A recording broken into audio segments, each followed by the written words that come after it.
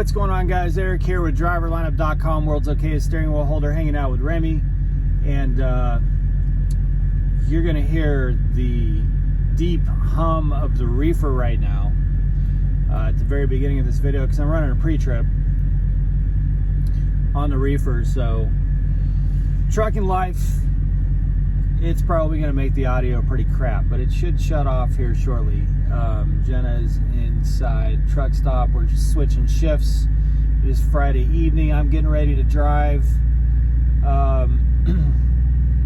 But I do one of these videos, like, feels like every other month. But I know a lot of you are thinking of coming to Prime, which is a great decision, I believe. I think Prime is the best company to start with. I firmly stand by that, always have. But I know that a lot of you are thinking about it, or doing some research, or watching YouTube videos. And so I kind of have to keep doing a refresher, especially since a lot of you've watched us go through the pain of getting our new truck and kind of working out some of its new truck kinks, right? So you know that there was definitely some pain.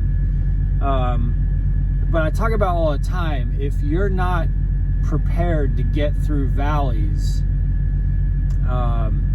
mentally and financially, then maybe being a company driver is the right way to go, because there's highs and lows. Sometimes you get the elevator and sometimes you get the shaft. And the elevator is really, really nice. The highs, the mountains are absolutely epic. And the lows and the valleys hurt like hell. So, you know, when you see on this channel and a lot of other channels, you'll see occasional, like, oh my God, what's going on? Why is this happening to me? This is terrible. That is inevitable and likely going to happen to you. I don't use this channel to pretend that it's just going to be smooth sailing all the time. Conversely, there are always going to be highs. You just have to be able to weather the valleys. And someone, called me last night, had a little bit of a chat while I was driving. They said, are you doing okay? Are you financially weathering this storm? And I'm like, I don't know what you're talking about. Like, we had, our truck got towed, and we had a lot of downtime while we were waiting on the truck to be ready to go. But we were prepared for that. And right now we're making great money. We're like back running really good loads. Right now we're on a candy load that's paying $250 a mile. We're kind of a little bit tired. The loads that we're running, we're having to run really hard. But we're getting somewhat of a breather between loads. So, it's kind of balancing out, but but they're really good loads. And I've been able to pull loads off Load Choice. I've had really good luck with Load Choice. This morning, the loads on Load Choice were great. In fact, Load Choice has been, for those of you who aren't familiar with Load Choice, it's something that's been tested at Prime for a long time, where a lot of us trucks are on this program where when we finish a load, we can pull up 6 loads and choose from those loads.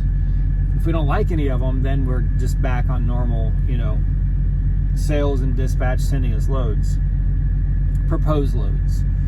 But since we've been back out on the road with this truck, Load Choice has been better than it has ever been. Like, ever. It's been absolutely excellent. So loads that came up today were really good. This was the best. This just hit all the marks for us. Paid well. It's a light load. It's only 20,000 pounds. It was going from a place we wanted to pick up and going to a place we wanted to drop off. And it fits with our schedule because we need to be home next week for a 34-hour reset because Jenna's got a doctor's appointment. So we just got a $3,500 check. There's the reefer cutting off. We just got $3,500 between the two of us, but we left Springfield Friday morning, and only ran 3 loads on that pay period, and we were towed the week before. So, it's pretty good. It's pretty good money, all things considered, and we're already set up really well for this next week, even with having to go to Springfield for a 34-hour reset for a doctor's appointment. So my point is, it's like a roller coaster. We have drivers that we know, referral drivers, who went for like 2 months without making hardly any money. It'd be like, this is like the 4th week in a row that I've only made $500 or $600. This is crazy. Trailers in the shop, all kinds of stuff going on. And then we don't hear from them very much, and we'll check in and be like, hey, is everything okay? And they'll be like, oh man, I've been making, $3,000 a week for 4 weeks straight as a solo driver. You don't really hear from them when they're doing really well. You hear from them when they're doing really bad.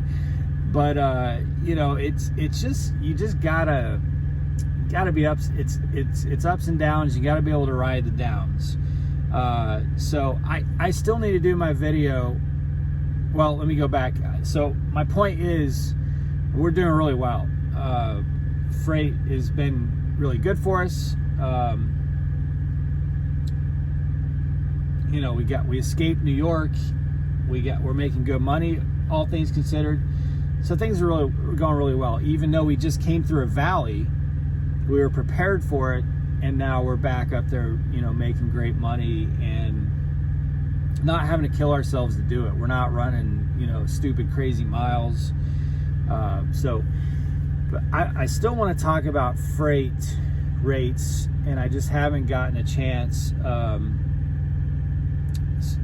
to really kind of think it through. But I'll do that probably this weekend, and I want to do another video about the supply chain. There is some weird shit going on out there, you guys. I mean, like weird stuff. Weird. Like Prime hauls Gatorade. Okay, so I've been to the Gatorade place. I think it's in like Virginia or something. Maybe one of you can tell me. Doesn't pay very well, and those loads are heavy as hell. But we haul Gatorade.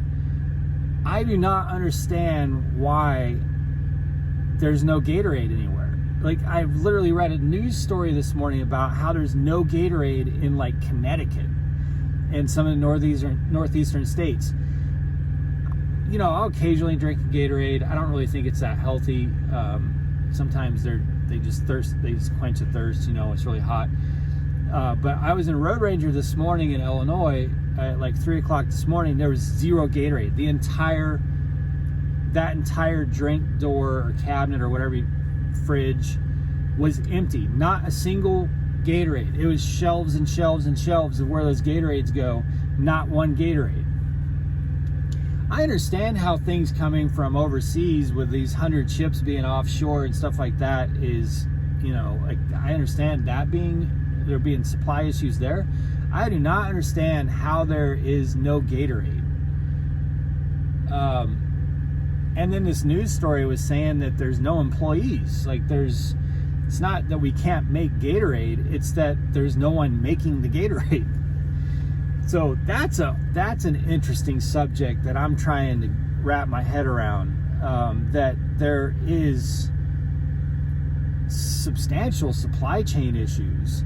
And it's not that we can't make the food. It's not that we don't have the ingredients. It's that there's not enough people to actually make it, package it, put it on trucks.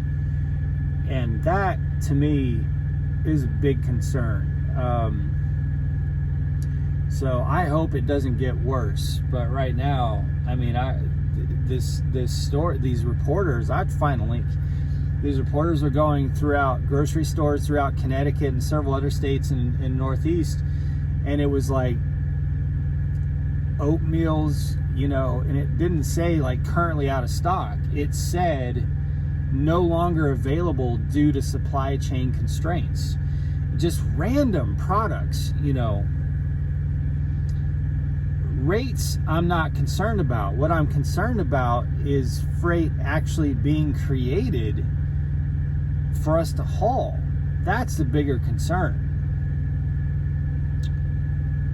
So I'm not really sure what to, it's just the weirdest, this Gatorade shortage thing is the most bizarre thing. If we can't make Gatorade, I mean, if we can't get Gatorade into stores, which is the most basic product, then we're in trouble, man. I mean, the shelves are just starting to get really oddly empty on a lot of products. So anyway, I'd love to know your thoughts on that. I'm going to try to wrap my head around that some, try to gain an understanding of it, and talk about that some more, and I'll talk about my thoughts with rates. I think with rates, generally speaking, there's some of you out there that have said you've been seeing rates drop. Well, look, for food, for refrigerated, rates always drop this time of year, but they haven't dropped this year the way they have in previous years. Not at all. Some products and freight, the rates are the same as they were at their highs a month or two ago, which I think is a very good thing. I think there are some areas where rates are, for refrigerated, are dropping a bit, but I don't think that's abnormal. That's, we're over the summer peak. But I want to give you guys a lot more thoughts on that. But anyway, hold fast, you guys. If you get into these valleys, hold fast. Everything's going to be okay. Be patient with it. All right, guys, I'm about to get rolling here and get this load. I got to drive. I did 650 miles last night. I got to do pretty big drive tonight again. So is what it is. But got to turn those wheels, man. Got to turn those wheels and keep that money flowing. So, all right, guys, be safe, make good decisions. As always, drive to thrive. Talk to you soon.